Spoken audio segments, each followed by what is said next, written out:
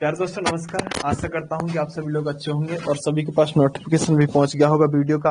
तो एक बार सभी लोग कमेंट करके ये बताइएगा कि सभी लोग जुड़ चुके हो अच्छी तरह से और सभी लोग के पास नोटिफिकेशन पहुंचा है या नहीं पहुंचा है और बताइएगा। चलिएगा, यानी बैच पर क्लिक करने के बाद ऑनलाइन क्लास पर क्लिक करेंगे तो हाँ बिल्कुल लाइव आपको दिख जाता है। चलिएगा, बहुत बढ़िया।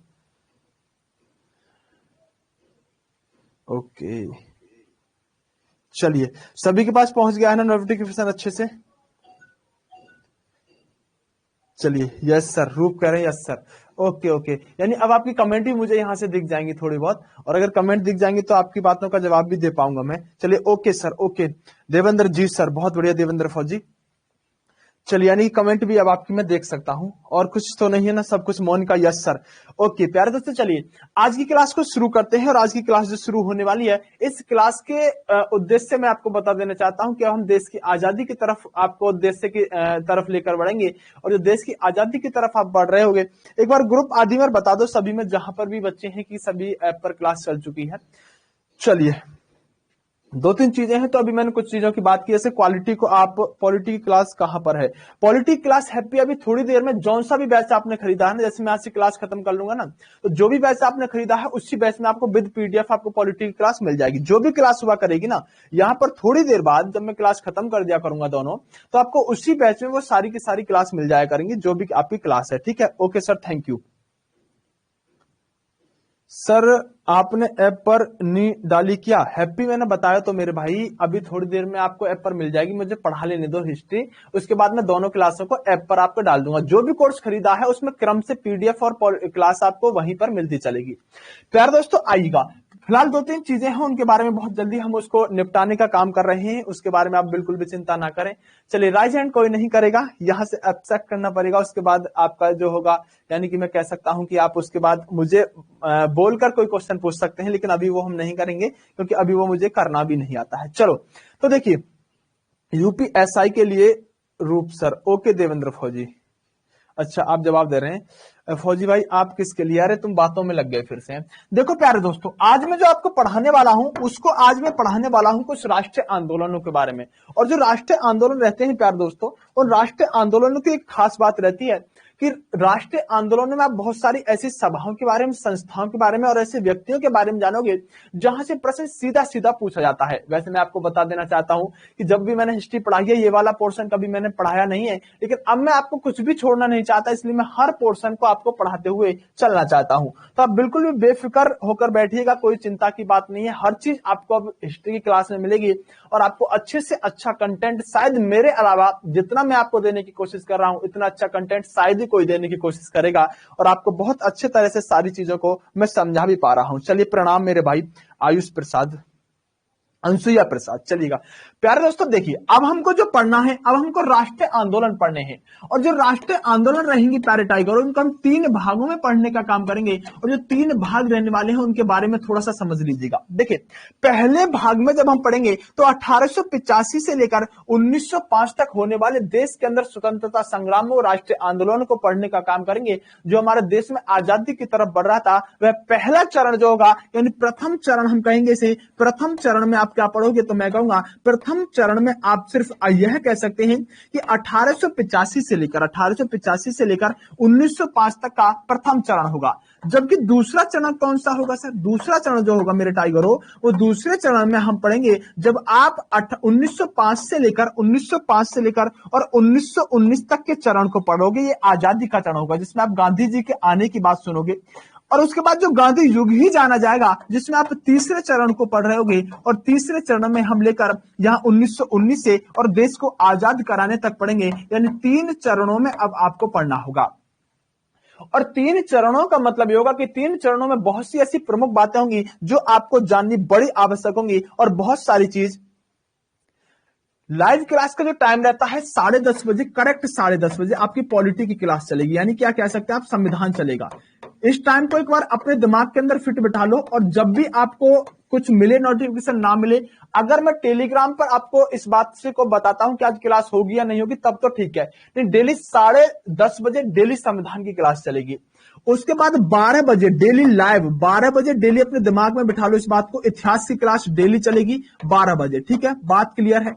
उसके बाद 1 बजे जो आपकी क्लास होगी, 1 बजे ध्यान से सुन लेना, दोबारा बताना ना पड़े किसी को, 1 बजे आपकी गणित की क्लास होगी, यानी मैथ की क्लास होगी 1 बजे डेली, कभी भी ब्रेक नहीं होगा। संडे को हो सकता है रेस्ट हो, संडे में विशेष क्लास हो सकती है, तो उसके बारे में आपको पहले बताया जाएगा। राइज हैंड मत करो प्यारे दोस्तों, बार बार यहां पर बीप होता है। 1 बजे के बाद, उसके बाद 2 बजे आपकी जो क्लास चलेगी, 2 बजे वो आपकी साइंस की क्लास चलेगी, तो आप इस साइंस की क्लास को ले सकते हैं। तो प्यारे दोस्तों, ये आपका टाइम टेबल रहेगा 10 बजे से लेकर 2 बजे तक। 10 बजे संविधान की, यानी 10:30 बजे संविधान की, 12 बजे आपकी इतिहास की, 1 बजे आपकी गणित की, और इसके अलावा हम कह सकते हैं 2 बजे से आपकी साइंस की चलेगी। एक क्लास आपकी 8 बजे भी आ सकती है, एक क्लास आपकी 8 बजे भी आ सकती है। जो 8 बजे क्लास आएगी वो आपके क्वेश्चन होंगे, लेकिन वो कहां पर चलेंगे, वो आपके यूट्यूब पर चलेंगे, ठीक है। 8 बजे जो क्लास आएगी वो आपके क्वेश्चन होंगे और वो आपके यूट्यूब पर चलेंगे, ठीक है। उसके अलावा मैं भी जो क्वेश्चन लेकर आऊंगा हिस्ट्री पॉलिटी के, वो भी यूट्यूब पर लेकर आया करूंगा, उसका मैं आपको टाइम बता दूंगा। किसी को कोई समस्या अब तो नहीं है? फटाफट बताओ, अब किसी को कोई समस्या तो नहीं है?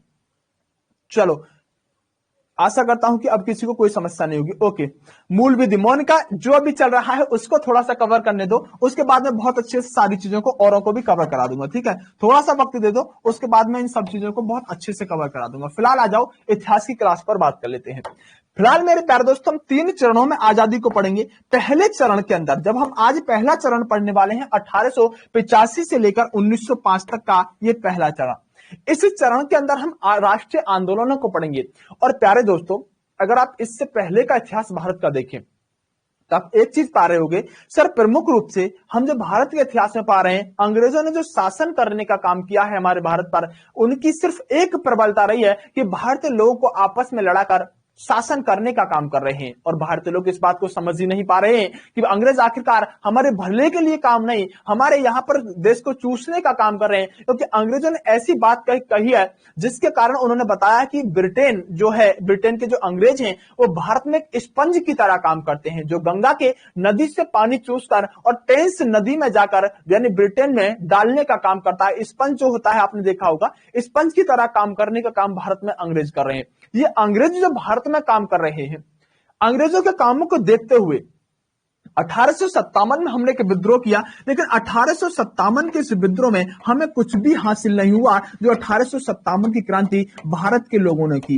यह 1857 की क्रांति असफल हो गई, और 1857 की क्रांति से एक बात तो निश्चित हो गई कि इस 1857 की क्रांति ने भारत के अंदर बहुत से लोगों को जागरूक कर दिया, बहुत से लोगों को जगा दिया जो कि सोए हुए थे। और अब जो आगे की स्थिति होने वाली है उसके बारे में हम बात करने वाले हैं। यानी 1857 क्रांति ने प्रभाव भले ही आम जनमानस पर ना छोड़ा हो, लेकिन वहां ऐसे क्रांतिकारियों को जगाना इस 1857 की क्रांति ने कर दिया था, जिनके बारे में आप इतिहास में नहीं पढ़ते। आज हम उनके बारे में बात करेंगे। यानी कि प्रमुख रूप से आप सीधा यहां से आगे बढ़ जाते हैं, गांधी युग पर चले जाते हैं। लेकिन आज मैं आपको यहां पर उन सब चीजों के बारे में बहुत अच्छे से बात करूंगा जो कि आपको अन्य चीजों के बारे में बताई जाती है। देखिए प्यारे दोस्तों, देखिए सबसे अहम बात ये होगी, जब पहले चरण को हम पढ़ना आरंभ करेंगे तो सबसे पहले धार्मिक सुधार आंदोलनों को पढ़ेंगे। धार्मिक सुधार आंदोलन, और ये धार्मिक सुधार आंदोलन होंगे, इसके अलावा समाज सुधार आंदोलनों को पढ़ने का काम करेंगे। मेरे प्यारे दोस्तों, मेरे प्यारे टाइगरों, जब 1857 की क्रांति हुई, ध्यान से सुनना मेरी बात को, जब 1857 की क्रांति हुई तो 1857 की क्रांति होने के बाद भारत के अंदर कुछ ऐसे नवयुवक, कुछ ऐसे व्यक्ति आगे निकल कर आए जो इस देश के अंदर इस देश को जगाना चाहते थे। इन लोगों का ऐसा मानना था कि भारत के अंदर जो अंग्रेज हैं, जो तुमको गंदा, नीचा, काला कहने का काम कर रहे हैं, ये वास्तव में सबसे गंदे तो यही लोग हैं, अंग्रेज। लेकिन आप इस बात को समझने की कोशिश कीजिएगा कि भारत के अंदर ताकत तो बहुत होती है और भारत के लोगों के अंदर बहुत ज्यादा यहां पर संयम भी होता है, लेकिन उस इमोशनल जो परफॉर्मेंस होती है उसको जगाने वाला कोई व्यक्ति चाहिए। कोई ऐसा व्यक्ति चाहिए जो हनुमान जी की तरह यहां पर उनकी शक्ति को जगाने वाला कोई जामवंत होना चाहिए। भारत के लोग जब भी किसी के साथ जुड़ते हैं और जुड़ने के साथ उसकी भावनाओं के साथ अगर खेला जाए तो अगर किसी ने उसकी शक्ति को जगा दिया तो समझो फिर भारतीय लोग बड़ा उग्र हो जाता है। और जो हम धार्मिक सुधारों को पढ़ने वाले हैं, इसमें दरअसल भारतीयों की उस शक्ति को ही जगाने का काम ये व्यक्ति करेंगे।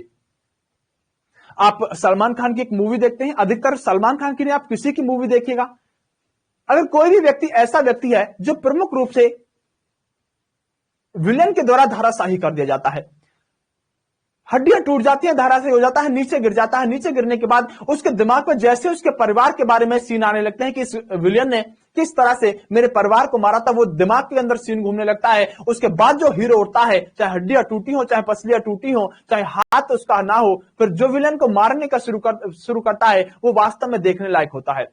भारतीय लोग भी इसी तरह से थे। जब तक इनकी भावनाओं के साथ कोई नहीं खेलेगा, जब तक इनके हनुमान जी की तरह इनकी शक्ति को जगाने का काम नहीं करेगा, तब तक ये भारतीय आजादी के लिए उठने वाले नहीं थे। और यहां पर जामवंत का जो काम करने वाले हैं, कुछ ऐसे लोग जामवंत का काम करने वाले हैं जैसे कि राजा राममोहन राय। राजा राममोहन राय भारतीय लोगों को जगाने के लिए, इन अंग्रेजों को भारत से खदेड़ने के लिए विभिन्न तरह के काम करने शुरू करते हैं और बताते हैं कि जो अंग्रेज अपने नाम के सामने लॉर्ड लगा रहे हैं, अंग्रेज जो आपको नीचा कह रहे हैं, इन अंग्रेजों को दुनिया के अंदर जीना हमने सिखाया था। भगवान श्री कृष्ण ने जो दुनिया को बनाया था, भगवान श्री राम की पूजा करते हैं हम, भगवान श्री राम के आधार पर चलते हैं। ये लोग जब तक कुछ नहीं जानते थे जब हमारे देश के अंदर हर कुछ होता था। भारतीय लोगों को जगाने का काम राजा राममोहन राय ने किया। और राजा राममोहन राय ने जबकि हम बहुत सारे लोगों को पढ़ेंगे जिन्होंने भारतीय लोगों को आजादी के लिए जगाने का काम किया और इनको युगदूत के नाम से जाना जाता है। राजा राममोहन राय को युगदूत कहा जाता है। आधुनिक भारत के निर्माता यहां पर हम कह सकते हैं राजा राममोहन राय को कहा जाता है। और पुनर्जागरण के पिता भी इन्हीं को कहा जाता है। पुनर्जागरण का मतलब होता है अगर कोई व्यक्ति सोया हुआ है, सो के वह दोबारा उठना ही पुनर्जागरण होगा। मतलब जगा हुआ तो पहले भी था, बीच में सो गया था, अब दोबारा जगाया गया, पुनर्जागरण हो गया। तो पुनर्जागरण के पिता यानी भारतीय लोग पहले जगे हुए थे। वास्तव में अगर आप भारत को देखें तो भारत ने दुनिया को हर कुछ सिखाया है। आप सिकंदर को लें, चंद्रगुप्त मौर्य को लें, अशोक को लें, किसी भी शासक को लें। उसके बाद में आप अगर कृष्ण भगवान के श्री राम के टाइम में चले जाएंगे तब भी भारत का जो देश था वो सोने की चिड़िया कहा जाता था। और सोने की चिड़िया जैसा देश आज अंग्रेजों के गुलामी में आ गया है। तब भारत के अंदर जो लोगों को जगाने का काम राजा राममोहन राय ने शुरू किया है, इसीलिए इनको पुनर्जागरण का पिता कहा गया है। आपसे पूछेगा कि किसको युगदूत कहा जाता है? राजा राममोहन राय को कहा जाता है। किसको आधुनिक भारत का निर्माता कहा जाता है? राजा राममोहन राय को कहा जाता है। किस व्यक्ति को पुनर्जागरण का पिता कहा जाता है? राजा राममोहन राय को कहा जाता है। समस्या इस बात में कोई नहीं होनी चाहिए, चलिए समस्या इस बात में कोई नहीं होनी चाहिए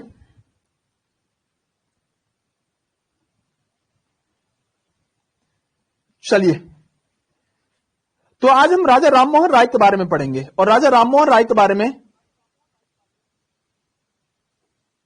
हर वो चीज जानेंगे जो यहां पर महत्वपूर्ण होती है।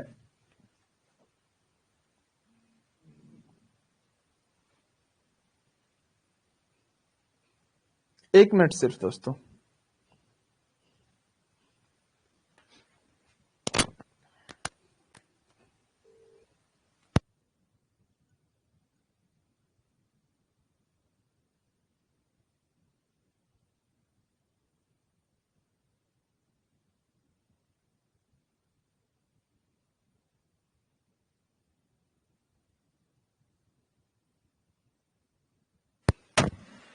तो प्यारे दोस्तों, यहां पर जो वॉइस मिसमैच करने की बात है, मैंने एक बार टीम को बोल दिया है कि एक बार वॉइस को चेक करें, ठीक है। तो प्यारे दोस्तों आप कह सकते हैं कि राजा राममोहन राय से कुछ इस तरह के प्रश्न बनेंगे जो आप एक एक प्रश्न को करेंगे, लेकिन हमारा उद्देश्य है कि आखिरकार किस तरह से राजा राममोहन राय ने लोगों को जगाना शुरू किया। राजा राममोहन राय ने 1815 में एक आत्मीय सभा की स्थापना की थी। और 1815 में जो आत्मीय सभा की स्थापना की थी, ये बहुत पहले से, यानी कि हम कह सकते हैं बहुत पहले से राजा राममोहन राय लोगों को जगाने का काम कर चुके थे। और जो लोगों को जगाने का काम कर रहे थे, यहाँ के लोग जागने का काम नहीं कर रहे थे, लेकिन राजा राममोहन राय अपना भरसक प्रयास करने की कोशिश कर रहे थे कि किसी तरह भारत के लोग इस बात को समझ जाएं और भारत के लोग जो यहां पर सोए हुए हैं, जो अंग्रेजों का यहां पर कह सकते हैं हम अंग्रेजों की गुलामी से रहे हैं, वो निश्चित रूप से इस आत्म सभा के माध्यम से, आत्म सभा मतलब आत्माओं के बारे में उसको जगाने का काम करने का काम राजा राम मोहन राय करे थे। और 1815 में एक सभा की स्थापना करते हैं जिसका नाम क्या है, आत्मीय सभा की स्थापना। 1828 में ब्रह्म समाज की स्थापना राजा राम मोहन राय करते हैं। उसके अलावा 1817 में हिंदू कॉलेज की स्थापना करते हैं और इसको साथ जो दिया है हिंदू कॉलेज के अंदर वो डेविड हेयर ने इनका साथ दिया है। तो आपसे प्रश्न क्या पूछा जाएगा, पहला प्रश्न पूछा जाएगा आत्मीय सभा की स्थापना किसने की। आप कहेंगे 1815 में राजा राम मोहन राय के द्वारा आत्मीय सभा की स्थापना की गई। 1828 में ब्रह्म समाज की स्थापना राजा राम मोहन राय के द्वारा की गई। उसके अलावा एक व्यक्ति थे डेविड हेयर के साथ मिलकर राजा राम मोहन राय ने 1817 में हिंदू कॉलेज की स्थापना की। तीनों के तीनों प्रश्न हर एग्जाम में आपसे पूछे जाते रहे और हर प्रश्न आपका निश्चित होना चाहिए जो भी आपके पेपर में पूछा जाए। वैसे ब्रह्म समाज आपसे पूछा गया, हमेशा पूछा गया है। आत्मीय सभा की स्थापना किसने की, राजा राम मोहन राय ने, हर बार पूछा गया है। भले हिंदू कॉलेज वाला कम पूछा गया है लेकिन कोई बात नहीं, आपको याद रखना ही रखना होगा। अगर प्यारे दोस्तों हम आगे बात करें तो इनका एक अखबार हुआ करता था जो कि राजा राम मोहन राय ने चलाया।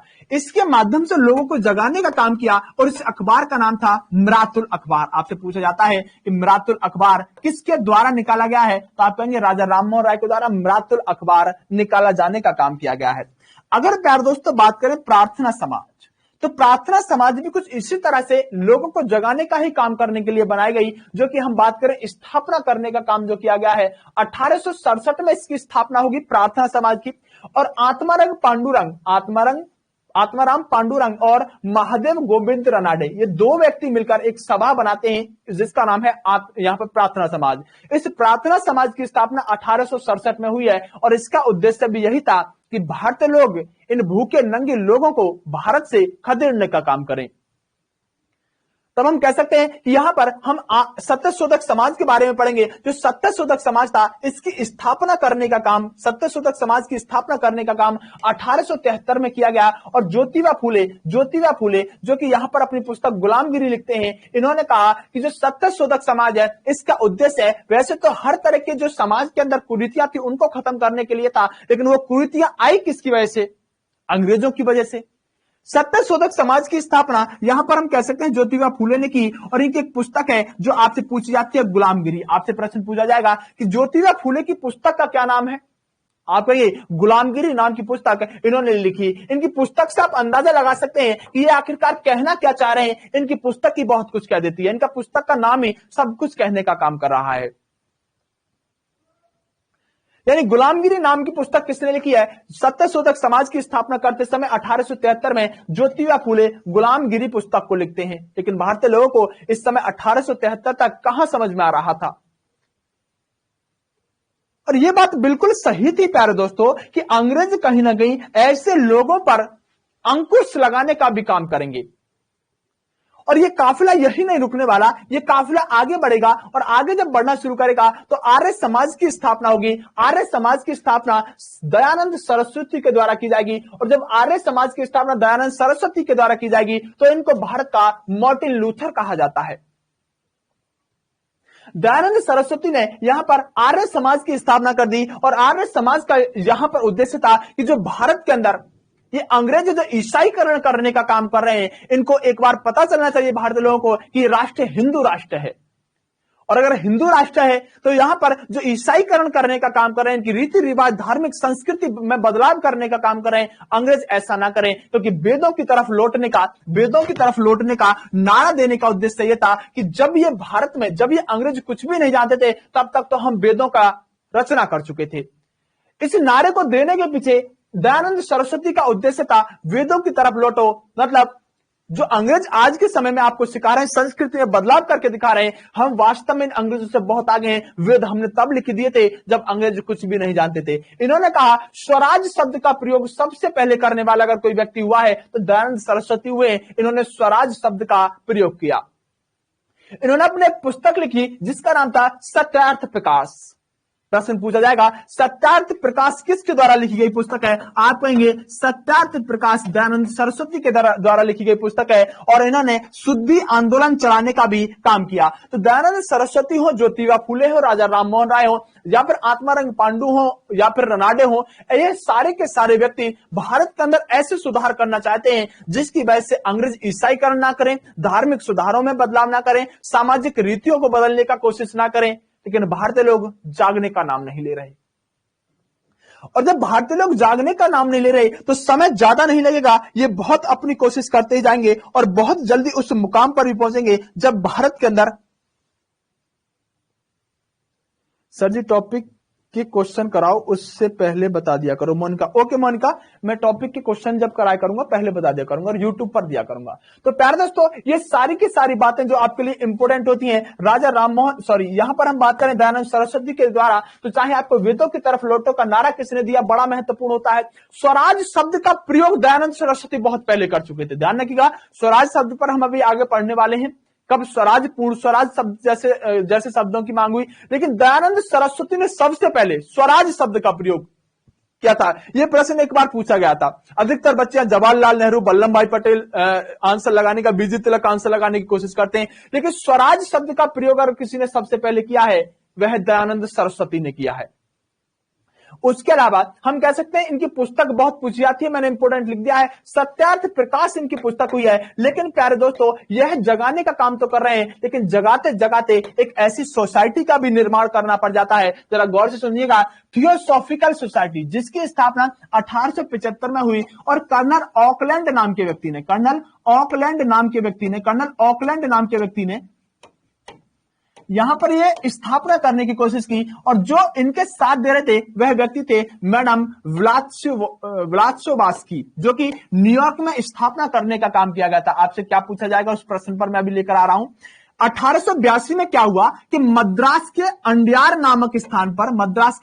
नामक स्थान पर इसका इंटरनेशनल मुख्यालय खोले जाने की काम किया गया। जबकि इसका हम बात करें, अगर थियोसॉफिकल सोसाइटी की बात करें, तो थियोसॉफिकल सोसाइटी जो थी इसकी स्थापना न्यूयॉर्क में हुई थी। कहां? न्यूयॉर्क में। और जो आपका मद्रास पड़ता है, मद्रास के अंडियार नामक स्थान में इसका अंतरराष्ट्रीय मुख्यालय बना था। और ऐसी सोसाइटी जब 1875 में बनने लगी, तो आप ध्यान रखिएगा 1897 में एक काम हुआ जब रामकृष्ण मिशन की स्थापना स्वामी विवेकानंद ने कर दी। आखिरकार सर स्वामी विवेकानंद ने अगर रामकृष्ण मिशन की स्थापना की है, या फिर हम कहें थियोसॉफिकल सोसाइटी की स्थापना हुई है, इन सब के पीछे कारण क्या था? इन सब के पीछे सिर्फ एक ही कारण था, भारतीय लोग एक ही बात चाह रहे थे कि किसी तरह से इन भारतीयों को जगाया जा सके, किसी तरह से भारतीयों की पुरानी संस्कृति समाज को याद दिलाया जा सके। जो भारत के अंदर अंग्रेज जिस काम को करने का काम कर रहे हैं, ये अंग्रेज किसी समय व्यापार करने के लिए आए थे। हमारा भारत जो था सोने की चिड़िया हुआ करता था, और आज हम भारत के अंदर ही अंग्रेजों को टैक्स देने का काम कर रहे हैं। भारत हम पर शासन कर रहे हैं। हम भारत की जो ब्रिटेन की महारानी है उसको यहां पर महारानी कहकर पुकार रहे हैं। जब ऐसी चीजें चलने लगी, तो भारत के अंदर जो हमारे गवर्नर जनरलों का क्रम चल रहा था, उसी समय एक ऐसा व्यक्ति गवर्नर जनरल बनकर आ जाता है जिसको आप जानते हो लॉर्ड लैंसडाउन के नाम से। ये लॉर्ड लैंसडाउन का नाम का व्यक्ति जो था, ये 1888 से लेकर 1894 तक भारत का वायसराय बनकर आया। और जैसे ही लैंसडाउन नाम का व्यक्ति 88 से 94 तक भारत का वायसराय बनकर आया, मुंबई में गणपति उत्सव मनाया जाने लगा, और इसकी शुरुआत करने वाले व्यक्ति थे बाल गंगाधर तिलक। आपके दिमाग में एक बात आनी चाहिए, सर गणपति उत्सव से मतलब क्या था? आखिरकार गणपति उत्सव मनाया क्यों गया? और लैंसडाउन के समय में सर इस बात का मतलब क्या है? मेरी बात को ध्यान से समझिएगा। आपको मैं एक बात हमेशा कहता हूं कि जब भी इन भारतीयों से जो चाहो आप ले सकते हो, जितना चाहो आप इनको इतना लूट सकते हो, लेकिन अगर इन भारतीयों के धार्मिक चीजों में आपने हस्तक्षेप करना शुरू कर दिया और इनको वो बात अगर समझ में आ गई, तो ये तुमको नहीं छोड़ेंगे। यानी भारतीयों की धार्मिक संस्कृति समाज के अंदर परिवर्तन तो आप कर दीजिए, लेकिन राजा राममोहन राय जैसे व्यक्तियों को आगे करके उनके कंधे पर बंदूक चलाकर तो कर सकते हैं, लेकिन अगर इन भारतीयों को यह बात समझ में आ गई कि अंग्रेज हमारी धार्मिक चीजों में परिवर्तन, धार्मिक हस्तक्षेप करने का काम कर रहे हैं, तब आपको भारतीय लोग नहीं छोड़ेंगे। इन अंग्रेजों ने धार्मिक परिवर्तन करने तो शुरू किए थे, लेकिन कभी राजा राममोहन राय को आगे कर देते थे, कभी किसी व्यक्ति भारतीय को, कभी किसी समाज को आगे करके उनके कंधे पर बंदूक धर के चलाने का काम अंग्रेज करते थे। अंग्रेज अभी सामने आकर अभी तक धार्मिक परिवर्तन नहीं करना चाह रहे थे भारत के अंदर, लेकिन कब तक? ये बात बाल गंगाधर तिलक को बहुत अच्छे से समझ में आ गई कि अंग्रेज कहीं ना कहीं दूसरे के कंधे पर धरकर धार्मिक चीजों में बदलाव करते हैं। लेकिन बाल गंगाधर तिलक इस बार इनके हथियार से ही इनको मारना चाहते थे। बाल गंगाधर तिलक जानते थे कि अंग्रेज भारत में जो वायसराय काम कर रहे हैं, निश्चित रूप से अगर इन्होंने धार्मिक चीजों में किसी भी तरह की उलझन डालने की कोशिश की तो भारतीय लोग इन अंग्रेजों को नहीं छोड़ेंगे। इस गणपति उत्सव को चलाने का जो उद्देश्य था बाल गंगाधर तिलक का, सिर्फ गणपति उत्सव का चलाने का उद्देश्य इतना था कि किसी तरह से अगर भारत के लोगों से आप कहिएगा एक बार कि सभी लोग आइएगा, एकत्रित होइएगा, अपने देश के बारे में कुछ सोचते हैं, 2 भारतीय नहीं आएंगे, आप किसी गांव में चले जाइएगा देश के बारे में सोचने में। आप एक काम कीजिएगा, एक वहां पर डमरू वाला लेकर आइएगा जो डमरू बजाता है, और 2 बंदर ले आइएगा और बंदरों को नचाने लगेगा और डमरू बजाएगा वो, और जैसे डमरू बाजेगा बंदर नाचेगा, पूरा का पूरा गांव एकत्रित हो जाएगा। ये भारतीय लोग हैं, इनको आनंद में बड़ा मजा आता है। गणपति महोत्सव को चलाने का मतलब यह था बाल गंगाधर तिलक का कि अगर इन भारतीयों को आजादी के लिए एकत्रित किया जाएगा, ये कभी एकत्रित नहीं होंगे। इनको आनंद के लिए एकत्रित किया जाए, ये भागकर दौड़ कर आएंगे। और अगर ये आनंद के लिए आए और किसी उत्सव में शामिल हुए और अंग्रेजों ने उस उत्सव में विघ्न डालने की कोशिश की और 2 डंडे भी अगर किसी भारतीय को मार दिए, तो उत्सव करने वाले लोग इन अंग्रेजों को छोड़ेंगे नहीं। बाल गंगाधर तिलक इस बात को सोची समझी साजिश के अंतर्गत इस गणपति उत्सव को शुरू करते हैं, और धीरे धीरे इसके अंदर महाराष्ट्र क्षेत्र में शुरू किया गया यह गणपति उत्सव। धीरे धीरे इसके अंदर बड़े बड़े लोग, बड़े बड़े एक्टर्स आज के टाइम में आप देखते हैं कि इसमें शामिल होते हैं और अपने घर जाते हैं और इस उत्सव को मनाते हैं। तो ये आपसे प्रश्न पूछेगा कि किस व्यक्ति ने गणपति उत्सव महाराष्ट्र के अंदर मनाना शुरू किया, आप कहेंगे बाल गंगाधर तिलक ने। कारण क्या था? धार्मिक हस्तक्षेप बस एक बार अंग्रेज कर दें। अंग्रेज नहीं करेंगे, क्योंकि अंग्रेज इस बात को जानते थे कि अगर भारतीय व्यक्ति एक बार धार्मिक हस्तक्षेप करते हुए और बिछड़ गया तो फिर उसको संभालना आसान नहीं होगा। उसके बाद यह लैंसडाउन नाम का व्यक्ति है जिस समय महाराष्ट्र के अंदर गणपति उत्सव मनाया जाना शुरू किया गया है। अभी मैं इसके बारे में बहुत आगे बात करने वाला हूं, जब इसकी डेट पर हम पहुंचेंगे। तो प्यारे दोस्तों आगे बात करेंगे। आगे जानेगा एक व्यक्ति आया लॉर्ड एल्गिन। लॉर्ड एल्गिन ऐसा व्यक्ति था, इसी के समय में 1896 में शिवाजी उत्सव शुरू किया गया। अब सर गणपति उत्सव तो समझ में आता है,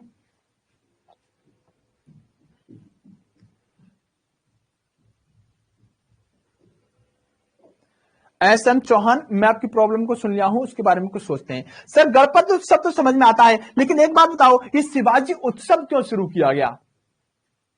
आप जानते हो शिवाजी जिन्होंने इस राष्ट्र को हिंदू राष्ट्र बनाने की कसम खाई थी,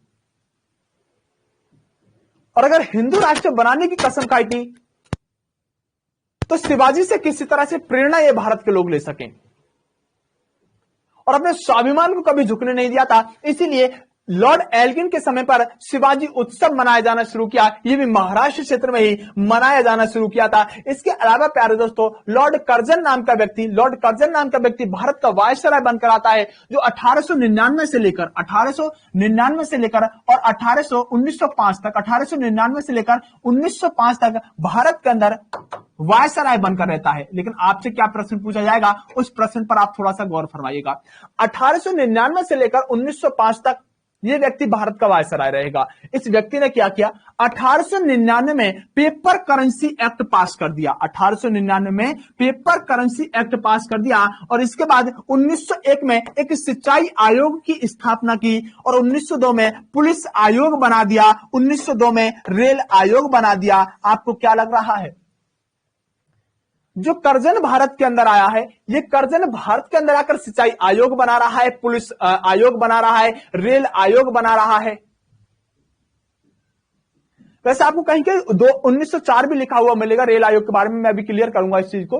पेपर करेंसी एक्ट पास करवा रहा है। ये व्यक्ति भारत में आकर इतना ही नहीं करेगा, इस व्यक्ति ने प्रमुख रूप से जो भारत के अंदर करना शुरू किया है, ये 1904 के अंदर विश्वविद्यालय अधिनियम इसने पास करवाया, विश्वविद्यालय अधिनियम 1904 में ही पुरातत्व विभाग संरक्षण, भारतीय पुरातत्व संरक्षण विभाग की स्थापना कराता है और 16 अक्टूबर 1905 को ऐसा गेम खेलता है जिसका जवाब नहीं होता।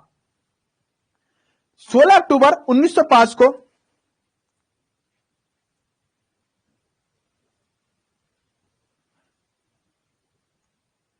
रूप 1899 से 1905 होगा, ऊपर कहीं लिख गया है 1899 से 1905 होगा, ठीक है, उसे क्लियर कर लीजिएगा। तो प्यारे दोस्तों ये ऐसा गेम खेलता है, मैं आपको इसको समझाने की कोशिश करता हूं, जरा समझिएगा। इस व्यक्ति ने क्या किया, इस व्यक्ति ने क्या किया कि इस व्यक्ति ने देखा कि मानो ये हमारा पूरा का पूरा बंगाल है, इस बंगाल को दो हिस्सों में बांटने की कोशिश इस व्यक्ति ने की। एक तरफ इसको नाम दिया गया पूर्वी बंगाल, यानी कि हम कह सकते हैं पूर्वी बंगाल, और एक तरफ इसको नाम दिया गया पश्चिमी बंगाल। और इसके बातों को समझने की कोशिश कीजिएगा। इसने जो बंटवारा किया पूर्वी बंगाल और पश्चिमी बंगाल के बारे में, ओके, मैं आपकी पॉलिटी की पीडीएफ को देख लूंगा। इसने जो बंटवारा करने का काम किया, इसने यहां पर एक चाल खेली, और वो चाल ये थी कि जो पूर्वी बंगाल था उसके अंदर इसने मुस्लिम लोगों के बहुल्य क्षेत्र को बांटा। यानी हम कह सकते हैं कि इस तरह से बंटवारा किया कि एक तरफ तो मुस्लिम हो जाएं और एक तरफ हो जाएं हिंदू। ऐसा बंटवारा इसने बंगाल का करना चाहा, और बंगाल का बंटवारा करने का मतलब था कि हिंदू मुस्लिम ज्यादा हो, एक तरफ मुसलमान ज्यादा हो, दूसरी तरफ हिंदू ज्यादा हो। और जैसे ही हिंदू और मुस्लिम ज्यादा होंगे, किसी तरह से इस हिंदू क्षेत्र में किसी मुसलमान को बेचकर किसी एक हिंदू की हत्या करवा देंगे और एक बहुत बड़ी हम हिंसा को जन्म दे देंगे। ऐसा इसका उद्देश्य था लॉर्ड कर्जन का। लेकिन भारत के अंदर जो समाज सुधार हो रहे थे उस समय हम बात करें, बहुत सारे लोग ऐसे उग चुके थे जो भारतीय लोगों को समझाना शुरू कर चुके थे, वेदों की तरफ लौटो, संस्कृति समाज को समझाना शुरू कर चुके थे। इन लोगों ने इन अंग्रेजों की इस चाल को समझ लिया, और ये भारत के अंदर जो हिंदू मुस्लिम हुआ करते थे, जिनको बांट कर आपस में लड़ाने की कोशिश करने वाले थे, क्योंकि आप जानते हैं कि जब भी किसी देश के विकास की बात हो और विकास से उसका मोड़ दूसरी तरफ मोड़ना हो तो उसको धर्म के नाम पर लड़ा दो, वो जनता विकास को भूल जाती है। अंग्रेजों ने तो कुछ ऐसा ही करना चाहा था, लेकिन ये हिंदू मुस्लिम आपस में ना लड़कर इन लोगों ने क्या किया, एक दूसरे के राखी बांधनी शुरू कर दी, एक दूसरे के गले लगना शुरू कर दिया, क्योंकि अंग्रेजों की चाल को ये लोग समझ चुके थे। एक दूसरे के गले लगने लगे, एक दूसरे से यहां पर रोने लगे कि आखिरकार हम बिछड़ क्यों रहे हैं। लेकिन अंग्रेजों की चाल तो कुछ और ही थी। 1905 में इस व्यक्ति ने क्या किया, 1905 में इसने बंगाल का विभाजन कर दिया। आपसे यह प्रश्न पूछा जाता है कि बंगाल विभाजन किसके द्वारा किया गया। आप कहेंगे बंगाल विभाजन कर्जन के द्वारा किया गया। बंगाल विभाजन को करने के पीछे बहुत सारे कारण थे। एक तो हिंदू मुस्लिमों के बीच में हिंसा कराना, दूसरा सारी की सारी जो जितनी गतिविधियां थी क्रांतिकारी वो बंगाल से ही जन्म लेती थी। तब एक यह भी कारण था कि बंगाल का विभाजन करना, जिसकी वजह से मुसलमानों का जो क्षेत्र है उसको अलग रखा जाए और हिंदुओं पर कंट्रोल किया जाए और क्रांतिकारी गतिविधियों को रोका जा सके। यहां तक तो सब कुछ ठीक चला था, लेकिन ये क्या करते हैं अंग्रेज कि यहां पर कुछ लोगों को भड़काना शुरू करते हैं। जो मुस्लिम क्षेत्र था यहां के कुछ लोगों को भड़काना शुरू करते हैं, और जब यहां के लोगों को भड़काना शुरू करते हैं तो वो बताते हैं, अंग्रेज बताते हैं इन लोगों को, मुस्लिमों को, कि तुम तो बड़े अच्छे लोग हो, तुम पर तो यहां पर हम कह सकते हैं अत्याचार करने का काम करते हैं हिंदू। और कुछ लोगों को ऐसा भड़काते हैं कि 1906 में यही लोग डिमांड करने लगते हैं कि हमको एक अलग पार्टी चाहिए और एक अलग पार्टी की स्थापना करेंगे जो कि मुस्लिम लीग के नाम से जानी जाएगी। फिलहाल आप इतना समझिएगा कि 1905 में इन्होंने बंगाल विभाजन किया। 1905 में बंगाल विभाजन करके 1905 में ही स्वदेशी आंदोलन चला, और स्वदेशी बहिष्कार आंदोलन जो था ये सिर्फ एक ही बात की मांग कर रहा था कि जो बंगाल विभाजन हुआ है ये बंगाल विभाजन रद्द होना चाहिए। आपसे सीधा प्रश्न पूछा जाएगा कि ये बताओ बहिष्कार आंदोलन कब चला? 1905 में। स्वदेशी बहिष्कार आंदोलन कब चला? 1905 में चला। क्यों चला? बंगाल विभाजन को रद्द करने के लिए यह आंदोलन चलना शुरू हुआ। फिलहाल मैं आपसे इतना कहना चाहता हूं कि जो अंग्रेज हैं, इन अंग्रेजों की सोची समझी साजिश एक बहुत जबरदस्त तरीके से उपज रही है, और जिसकी वजह से जैसे 1906 में कुछ मुस्लिम लोगों को यह बात समझ में आ जाएगी कुछ मुस्लिम लोगों को ये बात समझ में आ जाएगी, कहीं ना कहीं हमको एक अलग पार्टी बनानी चाहिए और वो एक अलग पार्टी बनाकर उभरेंगे, जो कि क्या नाम होगी, मुस्लिम लीग के नाम से जानी जाएगी। जैसे ये मुस्लिम लीग मेरे प्यारे दोस्तों बनेगी, भारत के अंदर वह बीज बो दिए जाएंगे 1906 में जो आज तक नहीं काटी गई। बंगाल के अंदर अभी मैंने बताया सब कुछ ठीक चल रहा था। आज से पहले यानी 1906 के पहले आप एक भी ऐसी धार्मिक क्रांति नहीं बता सकते। हिंदू मुस्लिमों को आपस में भारत में लड़ता हुआ कभी नहीं देखा होगा आपने 1906 से पहले। आप एक भी कारण बता दीजिएगा विदेशी आक्रमणों को छोड़कर। हिंदू मुस्लिम आपस में नहीं लड़ते थे। लेकिन आज के समय में ये जैसे ही 1906 मुस्लिम लीग की स्थापना हुई, आज के समय में, आज के टाइम में भी ये अंग्रेजों के द्वारा बोया गया बीज आज तक भारत में कटा नहीं है। धीरे धीरे ये आगे चलेंगे, मुस्लिम लीग में अपनी अलग क्रांति चलाएगी, भारत के ये जो कांग्रेस होगी अपनी अलग क्रांति चलाएगी, देश को आजादी की तरफ ना बढ़ के ये दो रास्तों की तरफ बढ़ जाएगी। आगे चल के महात्मा गांधी इन दोनों धाराओं को एक जगह जोड़ने का काम करेंगे। लेकिन 1940 आते आते जो मोहम्मद इकबाल कभी कहते थे इंकलाब जिंदाबाद, सारे जहां से अच्छा, वही कहेंगे पाकिस्तान चाहिए। भारत के अंदर 1940 के बाद यही मुस्लिम लीग एक अलग राष्ट्र की बात करने लगेगी और अलग राष्ट्र पाकिस्तान बनवा कर भी रहेगी। 1906 का बोया हुआ ये अंग्रेजों का बीज भारत के दो टुकड़े करा देगा। महात्मा गांधी, भगत सिंह, चंद्रशेखर आजाद जैसे लोग भारत की आजादी में भाग लेंगे, लेकिन जब आजादी मिल जाएगी, जब परोसा हुआ खाना भारत के सामने आ जाएगा, उस समय यही लोग 1906 के जन्मे हुए लोग भारत के बंटवारे की बात कर देंगे। अंग्रेज अपनी चाल में कभी नाकाम नहीं हुए। मैं हमेशा कहता हूं अंग्रेज बड़े दिमागदार थे। चाहे इनका रिजल्ट तुरंत ना मिले, लेकिन एक समय इनका रिजल्ट जरूर मिल जाता था। क्या 1906 में उन्होंने सोचा होगा कभी कि आज से 45 या आज से 44 साल बाद हमको एक ऐसा रिजल्ट मिलेगा कि भारत के दो टुकड़े हो जाएंगे? अंग्रेज बहुत दिमाग से चलते थे। वो जानते थे कि कभी ना कभी ये मुस्लिम लीग हमें फायदा देगी। फिलहाल मैं आपसे इतना कहना चाहता हूं कि आपसे अभी गवर्नर जनरल को मैं रिलेट करके कुछ धार्मिक सुधारों के बारे में बात की है और आज फैक्ट ही ज्यादा थे और फैक्टों पर ही मैंने बात की है। फिलहाल आप एक एक फैक्ट को अपने दिमाग में सेट कर लीजिएगा और एक एक फैक्ट आपका कोई भी ऐसा ना होना चाहिए जो आपका एक भी फैक्ट यहां पर कोई भी छूटे। ठीक है, तो एक एक फैक्ट को अपने दिमाग में रखिएगा। मैं बहुत जल्दी आपकी क्लासों में आगे मिलता रहूंगा और जितनी भी क्लास होंगी अगले चरण में हम 1905 से लेकर 1919 के चरण को पढ़ेंगे। ये तो छोटा ही चरण था, लेकिन अब जो आगे के चरण आने वाले हैं वो बहुत बड़े चरण होने वाले हैं और आजादी की तरफ हम आगे बढ़ने की कोशिश करेंगे।